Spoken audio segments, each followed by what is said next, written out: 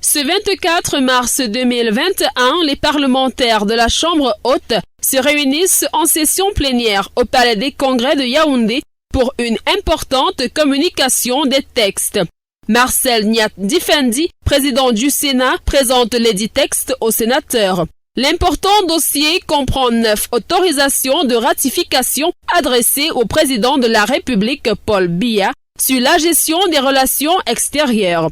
Concernant le gouvernement des Émirats arabes unis, la prévention de l'évasion fiscale en matière d'impôts sur le revenu pour éviter la double imposition et l'accord de coopération pour la facilitation des visas, l'accord de formation militaire avec la Turquie, le transfert des Camerounais condamnés à une peine privative de liberté du côté du Brésil et l'accord d'extradition, la prorogation à l'égard du Royaume-Uni et l'Irlande du Nord du partenariat économique entre le Cameroun et l'Union européenne. Le traité de Marrakech pour faciliter l'accès des aveugles, déficients visuels et personnes ayant des difficultés de lecture aux textes et œuvres publiés. L'accord de Georgetown révisé en 2019 à Nairobi. Après la réunion des présidents, la Commission des affaires étrangères du Sénat présente donc les conclusions de ce conclave qui précède cette session plénière. Au terme de cette rencontre, les sénateurs sont satisfaits et se donnent rendez-vous pour une autre séance de travail.